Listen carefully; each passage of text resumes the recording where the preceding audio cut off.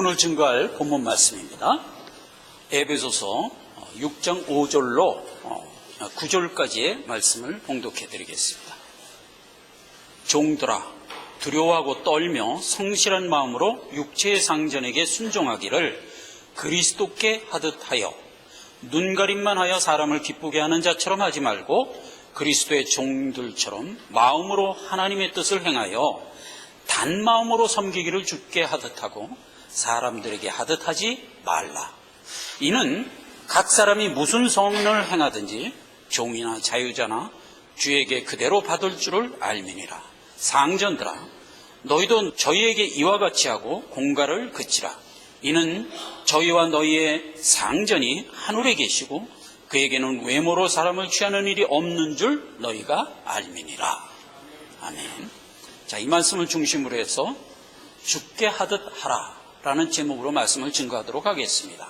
자, 오늘 이 본문 말씀은 두 부류의 사람에게 명하고 있는 내용입니다. 첫째는 종에게 먼저 명을 했어요. 우리식으로 얘기하면 서민을 얘기하는 겁니다. 그러니까 이제 세상의 일반 서민들에게 얘기를 하는 겁니다. 그게 이제 첫 번째 명이고, 그 다음에 상전들에게 명을 합니다. 이게 상전이라는 것은 사회 지도층 계급에 있는 분들을 이제 생각하면 되겠습니다. 이게 옛날 이 성경을 쓸 당시에는 노예와 주인을 향하여 한 얘기입니다, 이게. 그런데 이제 오늘날에 와서는 노예제도가 없어졌기 때문에 일반 백성들과 그 백성들을 지도하고 있는 지도자급 계층에 있는 분들에게 명을 준 겁니다. 그런데 그 내용을 보니까 종들에게 준 내용이 이렇게 돼 있어요. 너희 상전에게 순종하라는 겁니다. 그랬죠? 순종하라. 눈가림만 하여 사람을 기쁘게 하는 자처럼 하지 말고 우리가 주님을 대하듯 진정한 마음으로 섬기라는 겁니다. 이건 참 쉽지 않은 얘기예요. 그래서 단 마음으로 섬기기를 주께 하듯 하고 사람에게 하듯 하지 말라, 이렇게 얘기를 했어요. 그런데 상전에게는 그럼 어떤 명을 줬느냐? 상전도 동일한 명령을 줍니다. 자, 여기 보세요. 9절에 보니까 상전들아, 너희도 저희에게 이와 같이 하라, 이거예요. 저희가 누구예요? 네 밑에 있는 종들에게 너희도 이와 같이 하라, 이거예요. 어떻게? 이와 같이가 뭐였어요? 죽게 하듯 하란 말이죠. 그러니까 자기 종들이지만 죽게 하듯 하여 눈가림으로 사람을 기쁘게 하는 자처럼 대하지 말고 진심으로 종을 대하라, 이거예요. 그러니까 결국 무슨 얘기냐면 종들이나 상전들에게나 주님의 명은 동일한 겁니다. 뭐라고 얘기한다? 죽게 하듯 겸손한 마음으로 이렇게 진심에서 우러나오는 마음으로 대하라는 겁니다. 그걸 이제 동일한 명령으로 주고 상전에게는 하나를 더 부여합니다. 뭘 부여하냐면 종들에게 공갈을 그치라, 이겁니다. 이 얘기 하나가 추가되는 겁니다. 자, 그래서 오늘 눈가림만 하여 사람을 기쁘게 하는 것, 그 다음에 상전은 그 얘기를 어떻게 바꿔 얘기했냐면 외모로 사람을 취하는 것, 이런 용어들이 나오는데 이게 같은 얘기입니다. 같은 얘기예요. 그래서 사람을 대할 때 눈가림, 혹 외모로 취하는 방법으로 사람을 대하지 말고 마치 성도들이 하나님 대하듯 하는 심정으로 종과 상전 간에 마음을 주고받으라, 이 얘기예요. 자, 이 얘기는 지난 시간에 우리가 살펴본, 또 지지난 시간에 살펴본 남편과 아내의 관계와 그 다음에 부모와 자녀의 관계에서도 동일한 패턴의 명이 있었던 것을 우리가 알게 됩니다. 거기서도 뭐라고 그랬어요? 자녀들을 양육할 때 분과 노로 양육하지 말라. 그럼 어떻게 하라? 주님의 교훈과 훈계로서 양육하라 그랬거든요. 그것도 동일한 패턴의 얘기였단 말이에요. 세상에 있는 모든 사람들에게 하나님이 뭘 허락했냐 하면 상하를 허락했습니다. 모든 세상 사람은 평등하지가 않습니다. 하나님이 상하라는 인간의 어떤 관계 얼개를 허락했습니다. 그래서 여러분 이렇게 다 보세요. 작게는 가정이나 또 좀 크게는 사회나 국가를 다 보세요. 가정에 와도 상하가 있습니다. 어떤 식으로 있죠? 부모가 있고 자녀가 있다니까요. 이게 상하가 있는 겁니다. 그 다음에 남편과 아내도 성경은 뭐라고 얘기하죠? 남편이 머리면 아내는 몸이다. 이렇게 해서 남편과 아내 사이에도 상하로 명하는 걸 보게 되는데, 그 남편과 아내는 뭐에 대한 배역이라고 그랬죠? 그리스도와 교회에 대한 배역이라고 그랬단 말이에요. 그래서 이제 남편과 아내 사이에도 남편은 그리스도를 대역하도록, 아내는 교회를 대역하도록 이런 관계로 묶어주셨단 말이에요. 그래서 이제 남편과 아내에서도 상하가 있는 겁니다. 그래서 아내에겐 뭐라고 명해요? 남편에게 복종하고 순종하라, 이렇게 명하잖아요. 남편은 아내를 죽도록 사랑하라, 이렇게 되는 겁니다. 이게 이제 그리스도와 교회의 관계와 같이 살아가라는 겁니다. 거기에서도 상하가 있어요. 근데 오늘 상전과 종에 대해서도 그 자체가 상하잖아요. 그렇죠? 옛날 이 성경을 썼을 당시에는 노예와 주인의 관계였다고요. 이건 뭐 극명한 상하의 관계죠. 예, 그 당시에 노예는 뭐 생사 여탈권을 주인이 가지고 있었으니까 이건 대단한 상하의 관계였단 말이죠. 자, 그런 상하의 관계로 모든 인류의 인간 사회는 구조되어 있습니다. 현실은 언제나 상하가 있는 거예요. 근데 그 상하를 하나님이 질서를 유지하는 도구로 쓰십니다. 하나님이 늘 그렇게 쓰세요. 그래서 이제 이 지금 강론으로 들어왔어요. 남편과 아내, 그 다음에 부모와 자녀, 그리고 오늘 이 시간 살펴보는 상종과 종, 이 강론으로 들어왔는데 총체적으로 명한 성경이 어디 있었냐면 에베소서 5장 18절 21절에 있었다고요. 거기에 보면 뭐라 그러면 성령 충만을 받으라, 술 취하지 말고 성령 충만을 받으라 이랬고, 그리하여 그리스도를 경외함으로 피차 복종하라 이랬거든요. 이게 이제 성도들에게 하나님이 명한, 말하자면 큰 틀에서의 명이라고요. 그게 이제 성도가 가지고 있는 성품이라고요. 우리 성도는 누구와 관계를 맺든지 복종하는 자세로, 순종하는 자세로 사람을 대하라는 겁니다. 그 피차 복종하라는 큰 틀의 명령에 강론으로 지금 각각에 대하여 설명을 하고 있는 과정에서 상종과 종에 대한 얘기가 나온 거예요. 자, 그래서 항상 보세요. 복종하는 것을 전담하여 살아가는 위치에 있는 자가 1차적으로 누구예요? 아랫사람이라고요. 그러니까 남편과 아내에서는 아내를 보고 복종하라 그랬거든요. 그 다음에 부모와 자녀에 있어서는 자녀 보고 부모를 복종하라 그랬거든요. 그 다음에 상전과 종에 있어서도 종 보고 상전을 죽게 하듯 복종하라 그랬거든요.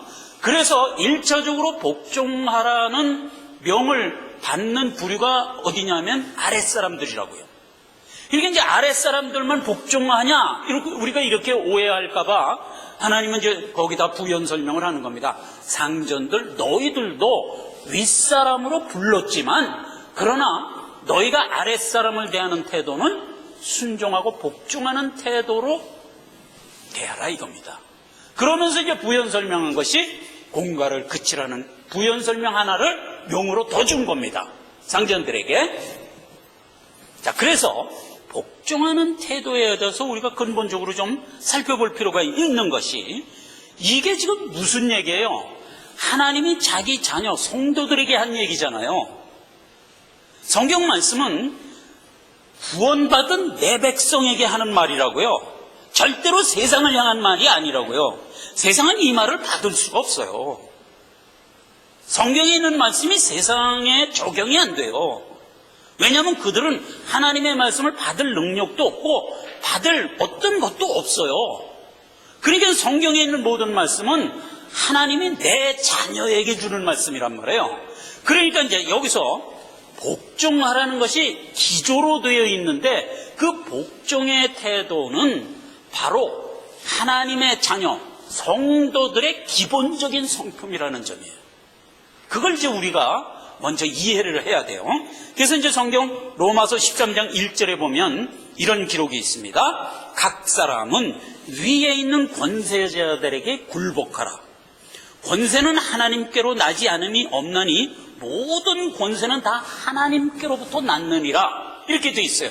그러니까 아랫사람들이 상전에게 복종하고 순종하는 것은 하나님이 정한 바라 이거예요. 예. 그 이해가 안 되더라도 일단 하나님이 이렇게 명령을 했기 때문에 일단 받으셔야 됩니다. 또 베드로전서 2장 15절 이하에 보면 또 이렇게 기록되어 있습니다. 13절 인간에게 세운 모든 제도를 주를 위하여 순복하되 혹은 위에 있는 왕이나 혹은 악행하는 자를 징벌하고 선행하는 자를 포장하기 위하여 세운 자들에게 그리하라. 그러니까 여러분 보세요. 인간 사회에 세운 모든 제도나 어떤 상하 관계는 뭐 때문에 하나님이 주셨다? 악한 자를 그들에 의하여 징벌하게 하고 그 다음에 잘한 사람들에게는 상을 주기 위하여 세운 자들이라고요. 그러니까 이 성경이 기록될 당시에는 로마를 얘기한 거예요. 로마. 그러니까 로마라는 그 정치 지도자들이 하나님이 세우는데 왜 세웠냐? 사회의 어떤 질서를 세우기 위한 공권력을 줬다는 얘기예요. 국가에다가. 그래서 모든 신자는 하나님이 세워준 그 공권력에 늘 순복하는 자세로 살아가라 이거예요.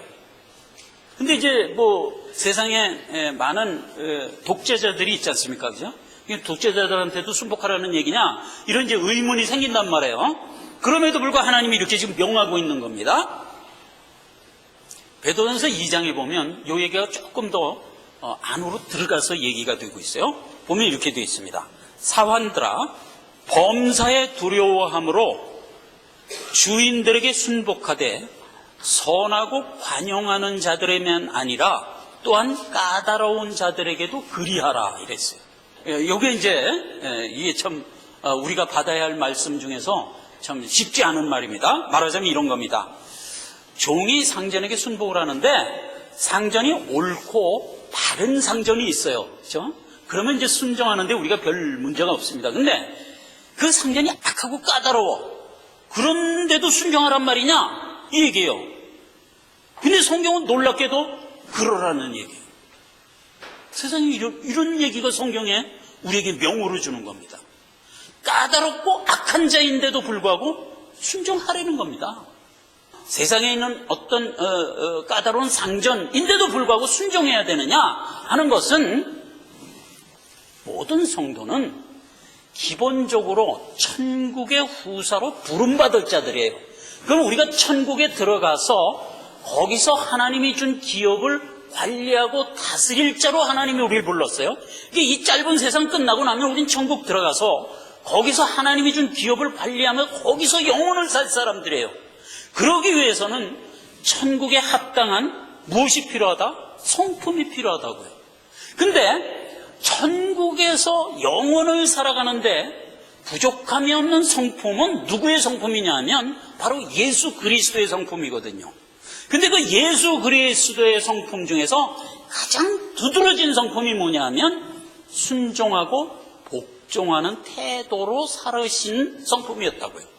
그래서 예수님을 묘사할 때 성경은 항상 뭐라고 얘기하냐면 그는 하나님께 순복하기를 죽기까지 순복하여 그리스도가 되었느니라 이렇게 돼 있어요. 그러니까 우리는 누구를 닮아야 될 사람들이에요? 그리스도를 닮아야 될 사람들이에요. 그래서 이 땅을 살아가면서 제일 먼저 배워야 될 캐릭터가 뭐냐?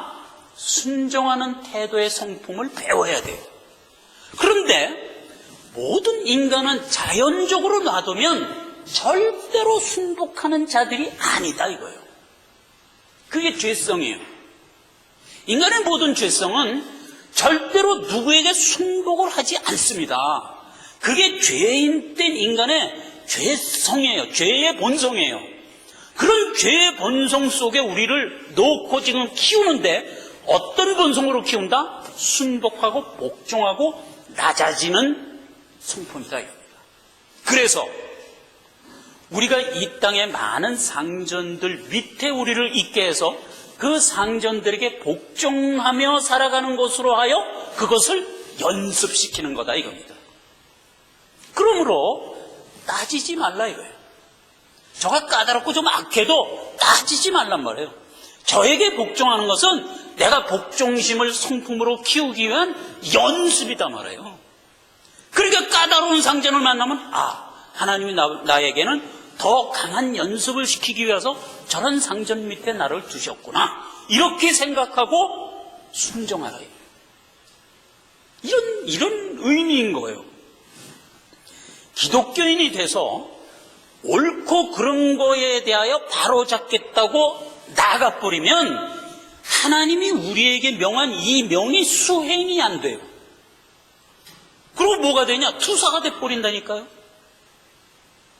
세상의 정의를 바로 세기 위하여 싸우는 자가 돼버린다고요. 하나님은 우리를 그렇게 안 불렀다고요.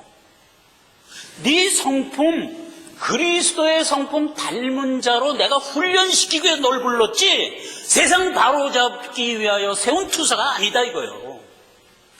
거기에는 여러 가지 의미가 있어요. 하나님이 세상을 고칠 생각이 없으세요. 지난 시간에도 제가 여러 번 얘기했지만 세상은 어떤 게 근본이죠? 죄 아래 떨어져서 심판 아래 있는 것, 이게 세상의 근본이에요. 그렇기 때문에 세상은 때가 되면 심판을 받아 멸망할 존재들이라고요. 이거 좀 세상이 들으면 기분 나쁠 소리지만 할 수 없어요. 그건 성경이 일관되게 주장하는 세상에 대한 내용이에요. 그렇기 때문에 세상은 절대로 죄 아래 떨어져서 하나님의 심판 아래 있는 존재지 세상은 그 세상에 있는 모든 것이 개선돼서 좋은 쪽으로 나아갈 수가 없는 거예요. 그런데도 불구하고 이 세상이 지금 흘러가고 있어요. 왜 흘러간다고 그랬어요? 지난 시간에 우리가 살펴본 대로 하나님의 어떤 견제의 손길이 세상 속에 다 개입하여 막고 있기 때문에 그나마 세상이 멸망하지 않고 공멸되지 않고 저희끼리 잡아 죽이지 않고 그나마 흘러가고 있는 거예요 지금. 근데 세상을 이렇게 꽉 붙들어 놓고 악한데도 불구하고 저희끼리 멸망하지 않도록 세상을 쫙 하나님의 어떤 알 수 없는 힘으로 붙들어 놓고 그리고 그 속에서 뭘 지금 키워내는 거예요? 내 새끼를 키워내는 거예요. 내 새끼를. 그러니까 그 모순투성이의 세상 속에 내 새끼를 넣어놓고 거기서 하나님 성품 키우며 한번 자라봐라 이렇게 부르는 거예요. 그렇기 때문에 하나님은 세상에 있는 모든 부조리와 악인임에도 불구하고 까다롭고 악함에도 불구하고 기본적인 명, 순복하고 순종하는 태도를 지키라는 겁니다. 그게 1차적인 이유예요. 두 번째 이유가 또 있어요. 무슨 이유 때문에 우리가 순종하라 그러냐면 하나님과 내가 교제하는 목표도 있는 거예요. 그걸 경건생활이라고 해요. 그걸 이제 다른 말로 바꾸면 신앙생활이라고 그래요. 그러니까 모든 신자는 이 세상, 악한 세상과 맞부딪혀서 나를 키우고 나를 훈련시키는 일, 이게 1차적인 일이지만 또 하나 다른 일은 하나님과 내가 교제하는 거예요. 왜 해야 되냐? 그 하나님이 내 아버지거든요. 오늘 아버지 날이에요. 그래서 우리가 이제 다 아버지에 의하여 태어난 자들이잖아요. 와 같단 말이에요. 참 아버지가 누구냐? 하늘에 있는 아버지가 우리 아버지라고요. 참 아버지라고요. 세상에 있는 육신의 아버지는 뭐냐? 그걸 이해시키기 위하여 하나님이 배설해 준 배역이단 말이에요. 이게 성경이 얘기하는 주관이에요. 주장이에요. 그러니까 내가 참 아버지와 아들의 관계로 지금 태어난 자들이라고요. 믿음을 갖고 태어났는데 우리가 지금은 믿음을 키워나가면서 살아가는 이 수한을 짧게 살아가요. 이 수한은 길면 몇 년 가죠? 120년 갑니다. 예, 성경이 그랬어요. 시편 시절 주마 갖고는 80세, 90세밖에 못 살아 했어요. 근데 요즘에 또 이제 건강이 많이 좋아져서 이제 웬만하면 90을 넘깁니다. 90 넘기고 이제 100세까지 웬만하면 사십니다. 자, 그래서 이제 우리가 이 짧은 시간을 우리가 훈련하고 아버지 하나님과 내가 신앙으로 교계를 한단 말이에요. 신앙의 관계를 키우는 거예요. 그래서 하나님은 우리에게 어떤 명을 주시냐면 일주일에 한 번은 또 나하고 만나야 된다. 이걸 설정해 주신 거예요. 그게 주일 성수예요. 일주일 내내 나가서 훈련하라는 겁니다. 우리 보고. 나가서 훈련해라. 뭐와 훈련하냐? 저 악한 세상에 있는 모든 이웃의 관계 속에서 하나님 성품 키우는 일을 훈련해라 이거예요. 그러니까 막하고 까다로운 사람, 말도 안 되는 상사 밑에서 순종하면서 내내 하면서 우리 성품 키우는 일을 6일간을 해야 되는 거예요. 이게 이제 우리식으로 얘기하면 생업터전이에요. 세상에서 살아가게 허락한 생업터전이에요. 여러분, 스몰 비즈니스 하시는 분들 요즘에 특히 더 도둑놈이 그냥 눈에 보는 데서 훔쳐가. 이런 악한 세상에서 우리가 살아갑니다. 그래도 우리는 어떻게 하라는 게 같이 맞붙어 싸우지 말라는 겁니다. 그 성품 키워야 되는 겁니다. 비록 몇 개 잊어버려도 같이 맞붙어 싸우지 말라는 겁니다. 제가 며칠 전에 큰소리 한번 쳤다가 아주 혼난 적이 있어요. 너는 특히 하나님 말씀 전하는 사람인데 이놈아, 응? 어디 그따위 행동거지를 하냐고 아주 혼난 적이 있어요. 우리 집사람이 3일 금식 기도하고 엎드려 빌어가지고 간신히 하나님 살려주셨어요. 아니 도둑놈한테 한마디 큰소리 했다 아주 혼났다니까요. 하나님은 우리를 그렇게 대우하신다고요. 하나님은 우리는 그렇게 대우하셔요. 성품 키우려는 겁니다. 그리고 그 성품을 키울 뿐만 아니라 하나님과 나는 교계를 해야 된대요. 그 일주일 내내 7일 중에서 하나님과 나하고 교계하자 그러면 우리 상업터전 할 수 없고 훈련 못 받으니까 하나님은 어떻게 정해줬냐? 7일의 하루는 나와 교계하라. 나와 교계해야 된다. 그리고 6일은 나와 훈련해라. 이런 배율로 우리에게 주신 겁니다. 그러니까 모든 성도는 주일을 성수해야 됩니다. 와서 하나님 만나야 되는 겁니다. 성경에 하나님은 어떻게 되어 있다고 그랬어요? 보이지 않는 하나님이라고 그랬어요. 하나님은 영이시니 볼 수 없다. 그러나 우리가 언제 가면 하나님 볼 수 있습니까? 이 땅 수원 끝나고 내 본향 하늘나라에 가면 그때 하나님 자녀가 돼서 하나님과 함께 거할 거예요. 그때 하나님 얼마든지 보죠, 우리가. 내 아버지니까 내가 얼마든지 보죠. 또 우리 하나님도 나를 얼마나 감싸겠습니까? 세상에 훈련한다고 그렇게 고생하도록 내버려 놓고 다 키워서 데리고 오니 내가 하나님 만난 것보다 하나님이 날 만나는 게 더 이쁠 겁니다. 여러분 자녀 키워봐서 아시죠? 자녀가 멀리 길 가다가 들어오면 자녀가 기쁩니까? 부모가 기쁩니까? 그게 당연히 부모가 기쁘지. 그러니까 우리가 천국 가면 하나님이 버선발로 태어날 건 틀림없는 거예요. 예, 그건 틀림없는 거예요. 그렇게 해서 이제 우리가 만날 거예요. 그런데 신앙생활 일주일에 한 번씩 하라는 그거 제대로 안 하면 어떻게 돼요? 천국 쭉 갔어. 누가 버선발로 뛰어오는데 누구세요? 이렇게 된다니까. 이 큰일 나는 거예요. 그 하나님이 좌절하지. 이놈 기껏 십자가에 못 박혀 죽으면서 키워놨더니 내가 누군지도 모른다? 이 기가 막힐 노릇이. 그러니까 우리 신앙생활 해야 돼요. 근데 하나님은 지금은 볼 수 없지만 거기 가면 볼 건데 그럼 지금은 그럼 하나님을 어떻게 만나냐? 하나님 말씀으로 만나게 해주신다고. 성경이 뭐라 그랬어요? 태초에 말씀이 계시니라. 그 말씀이 곧 하나님이시니라. 그렇죠? 이 성경이 하나님이세요. 그러니까 볼 수 없는 하나님을 볼 수 있게 만들어준 게 성경이란 말이에요. 말씀이란 말이에요. 이 말씀 한마디 한마디는 바로 하나님이세요. 그러니까 주일에 하루 선포되는 이 말씀, 이게 안무선이라는 목사의 입에서 나온 얘기 절대 아닙니다. 제가 이 말씀을 준비하는데 주일날 이제 집에 가서 하고 쉬고 월요일서부터 씨름을 합니다. 주제를 정하고 얼개를 정하고 여기저기 사전 찾아보고 여러 사전 참고하고 또 이게 비슷한 설교들은 한 목사님 있으면 그 설교도 들어보고 그래서 막 만듭니다. 그리고 하나님한테 기도하죠. 매일 제가 기도하니까 기도해서 영감 달라고 그러고 그래서 이제 만든 거예요. 이 말씀을 이렇게 만들어갖고 이렇게 원고를 만듭니다. 그래서 이 원고가 그러면 단번에 만들어지냐? 천만의 말씀이에요. 여러분 이게 이제 한 수요일쯤이면 이제 일단 초볼 완성됩니다. 완성이 되면 그걸 갖고 또 씨름을 합니다. 씨름을 해서 목요일날 또 고치고 금요일날 또 고치고 토요일날 또 고치고 아침에 일어나서 다 준비했으니까 이제로 가서 말씀 잘 증거하도록 하자. 근데 뭐 또 팍 하고 뭐가 떠올라.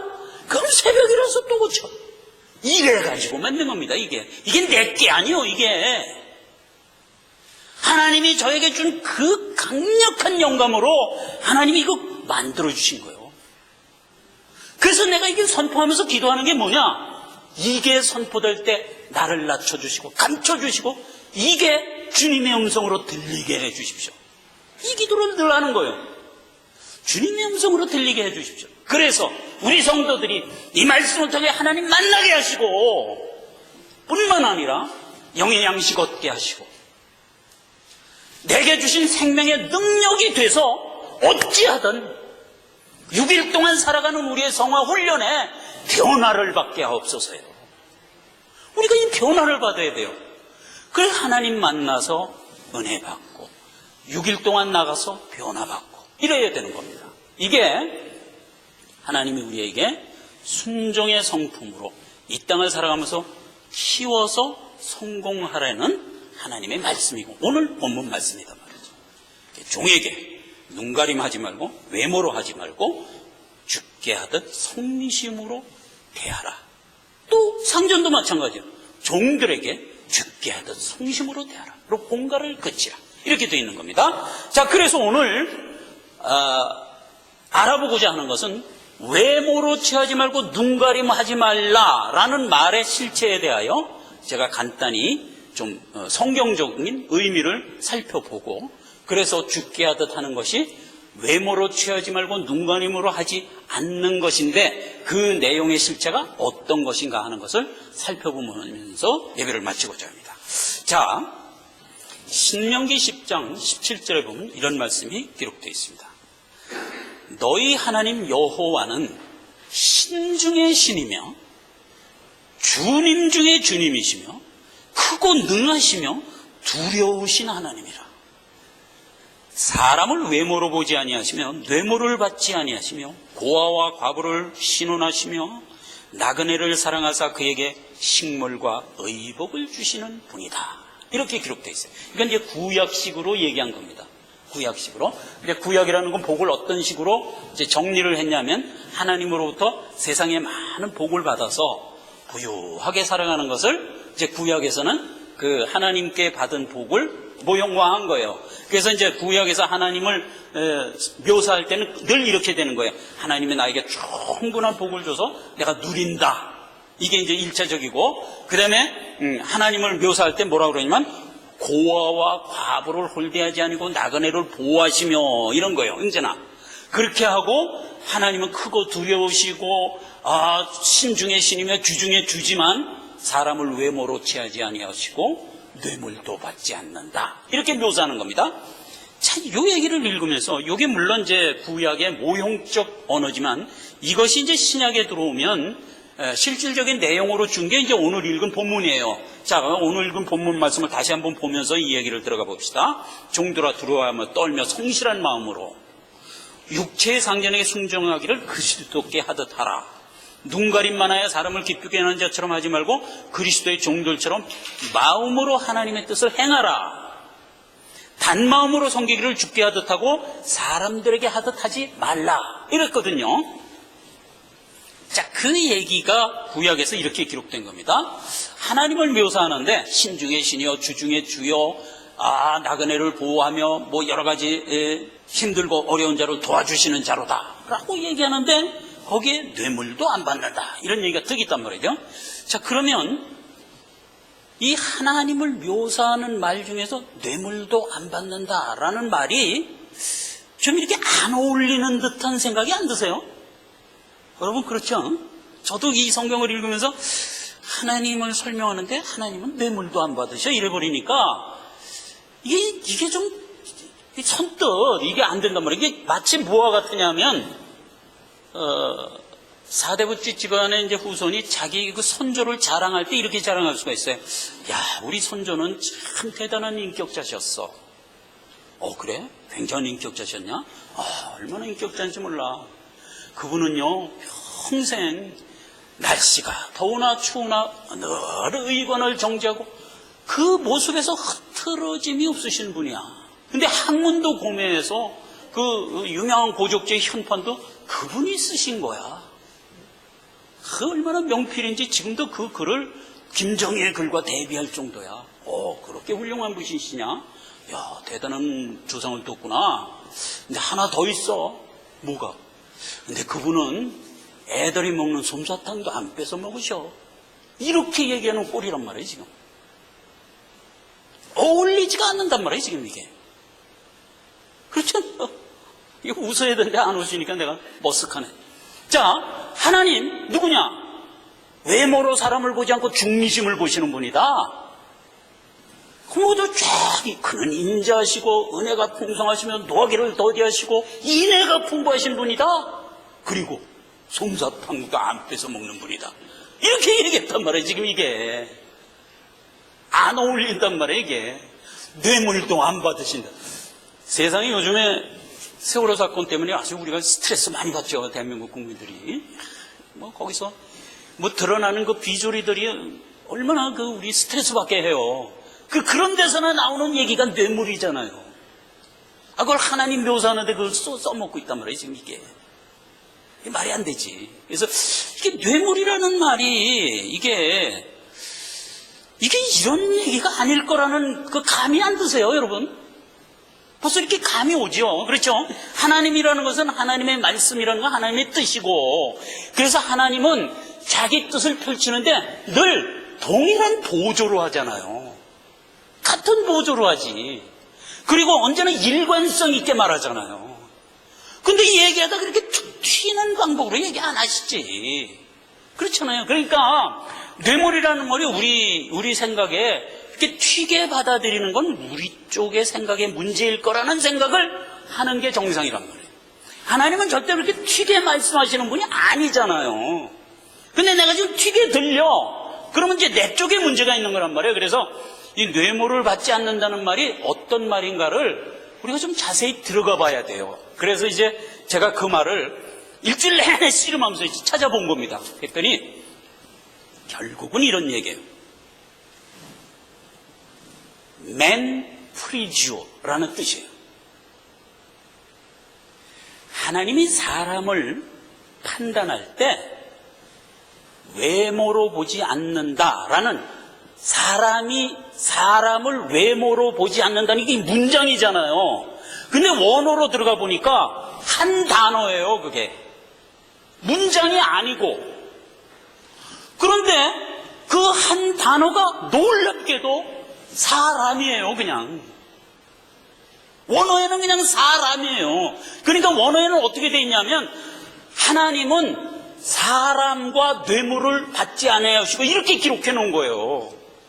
이건 놀라운 거예요. 그런데 성경을 의역하는 사람이 사람이라는 부분을 사람의 외모를 취하지 않고 이렇게 의역을 했고, 그 다음에 뇌물이라는 부분은 뇌물을 받지 않고 이렇게 쓴 거예요. 그러니까 사람의 외모를 취하지 않고라는 말은 성경에 없어요. 그 무슨 말이 있냐? 하나님은 사람과 뇌물을 취하지 않는다. 요 말만 있는 거예요. 그래서 이제 그 말을 들어봤어. 이게 사람이라는 건 뭐냐? 그럼 사람은 우리가 다 아는 사람이에요. 그리고 뇌물이라는 건 뭐냐? 그랬더니 샤하드라는 말인데 눈가림 이런 말이었어. 오늘 본문 말씀에 종들아 상전에게 눈가림으로 하지 말고 그 말이었다고요. 근데 사람은 속아요. 눈가림으로 바사바사 하면 속아요. 그렇죠? 사람은 속아요. 근데 하나님은 지금 뇌물을 받지 않고가 무슨 얘기예요? 너희가 눈가림으로 내 앞에 나오는 것을 하나님은 안 속는다고요. 그 얘기예요. 뇌물을 받지 않고가 그 얘기예요. 그러니까 하나님은 사람을 안 보고 사람의 눈가림을 다 불꽃 같은 눈으로 아시는 분이다 이거예요. 그러니까 우리가 하나님 앞에서 뭘 속일 수가 없는 거예요. 속일 수가. 내가 정난하게 그냥 드러나게 돼 있는 거예요. 그러니까 우리는 하나님 앞에서 늘 경외하고 두렵고 떨리는 마음으로 쓰지 않을 수가 없어요. 왜냐하면 내가 생각하고 있는 요만한 잡티도 하나님은 아시는 분이에요. 그러니까 할 수 없어요. 하나님 앞에는 내가 홀랑 벌거벗은 몸으로 드러나 있는 거예요. 그러니까 사람 앞에서는 눈가림이 통해. 네, 사람 앞에서 통하는데 하나님에게는 안 통한다고요. 그러니까 우리는 언제나 하나님 앞에 진지해질 수밖에 없는 거예요. 그렇지 않습니까? 내 속을 환히 보시는 분 앞에 내가 뭘 숨기겠어요? 그게 이제 성도들의 특권이기도 해요. 창세기 2장 25절에 뭐라고 되어 있어요? 아담과 하와가 벌거벗었으나 전혀 부끄러워하지 아니하도다. 이런 말씀이 있었잖아요. 근데 그 말은 뭐에 대한 모형이라고 그랬죠? 아담과 하와는 뭐에 대한 모형이에요? 그리스도와 교회. 그렇잖아요. 그게 에베소서에 해석이 되어 있는 얘기예요. 제가 한 얘기가 아니라. 그러니까 아담과 하와는 그리스도와 교회에 대한 비밀이 큰 말이었더라. 이렇게 되어 있잖아요. 그러니까 아담과 하와가 벌거벗었으나 전혀 부끄러워하지 아니하더라. 이게 무슨 얘기예요? 교회와 성도는 뭐 허물이 없단 말이에요. 그냥 정난하게 다 드러내서 서로 유무상통하는 사이란 말이에요. 그러니까 하나님과 나는 그런 사이예요. 뭘 숨길 게 없는 거예요. 비록 내가 악하고 잘못된 생각을 했더라도 주님 앞에 그거 그냥 갖고 나오라는 거예요. 하나님은 그렇게 얘기하는 거예요. 언제나. 그러면 하나님은 어떻게 됐다? 미쁘시고 의로우사 그걸 껴안으신다 이거예요. 그리고 깨끗게 해주신다 이거예요. 그러니까 우리는 걱정 근심이 없이 하나님 앞에 내가 가지고 있는 모든 더럽고 추한 것을 그냥 갖고 나오는 겁니다. 근데 하나님은 우리에게 뭘 받으신다고 그랬어요? 지난 시간에 제가 강력하게 말씀드렸어요. 뭘 받으신다고요? 그런 상한 심령을 받으신다고요. 하나님이 우리에게 뭘 받으시겠어요? 잘 갖고서 뭘 이렇게 만들어서 정성스럽게 뭘 뿌려서 그래서 갖다 드리면 하나님이 기쁘게 받는 게 아니라고요. 세상에 우리가 하나님께 드릴 게 뭐가 있겠어요? 없죠. 이 땅은 어차피 죄악에 물든 것이고 심판받도록 규정된 것이고 죄인의 세상이고 여기서 뭐를 챙겨서 하나님께 드리겠냔 말이에요. 드릴 게 없어요. 오히려 우리 몸속에 배직되어 있는 죄를 자꾸 찾아내서 그거 하나님께 드리면 하나님이 그거 받겠다는 거예요. 그래서 너희가 나에게 드릴 제사는 너희의 상한 심령이라 이렇게 얘기한 거잖아요. 그러니까 우리가 하나님 앞에 나갈 때는 뭘 자랑스럽게 갖고 나가죠? 내 속에 있는 악하고 추하고 더러운 것들을 자꾸 뽑아내서 그걸 자랑스럽게 갖고 나가는 거예요. 그럼 하나님은 그걸 기쁘시고 의롭게 받으시고 나를 깨끗게 하신다고 그랬어요. 그러니까 우리가 신앙생활을 하면서 자꾸 하나님 앞에 나가면서 하나하나 뽑아버리고 깨끗한 자가 돼가는 거예요. 그렇게 하나님이 우리를 키우는 거란 말이죠. 자, 그래서 오늘도 여기가 뭐예요? 종과 상전 중에서 뭘 연습하라? 그리스도의 성품을 연습하라. 그런데 그리스도의 성품은 어떤 거로 연습하라? 네가 하나님 대할 때 그 태도로 대인관계를 하라는 거예요. 네가 하나님 대할 때 어떻게 했냐? 이걸 묻는 거예요, 우리한테. 내 하나님 대할 때는 내가 뭐 숨기는 거 없이 대하는데요? 그렇지. 바로 그렇게 대하라 이거예요. 세상 사람을 솔직하고 다 내 본심을 그냥 드러내면서 하라 이거예요. 그런 태도로 종들은 상전은 종을 대하라는 겁니다. 우리가 그리스도께 대할 때 그런 마음으로 대하잖아요. 아무런 허물이 없이 언제나 드러내놓고 나를 드러내잖아요. 하나님 그걸 품으시죠. 그러니까 우리는 그 깨끗한 마음으로 대인관계를 하라는 겁니다. 자, 오늘 본문 말씀 다시 읽습니다. 종들아 두려워하고 떨며 성실한 마음으로 육체의 상전들에게 순종하기를 내가 그리스도께 하듯 하라 이거예요. 그 얘기예요. 눈가림만 하여 사람을 기쁘게 하는 자처럼 하지 말고, 사람은 그게 속아요. 그러나 그리스도 안 속듯이 그리스도의 종들처럼 마음으로 하나님의 뜻을 행하여 단마음으로 섬기기를 주께 하듯 하고 사람에게 하는 방법같이 하지 말라 이거예요. 이게 모든 성도들이 세상 모든 사람들 앞에 살아가는 성품의 태도를 명하고 있는 거예요. 그런 마음으로 대하라 이거예요. 상전도 이와 같이 하라는 겁니다. 그리고 상전이라는 우위에 있다는 그 베네핏을 이용해서 공갈하는 걸 그치라 이거예요.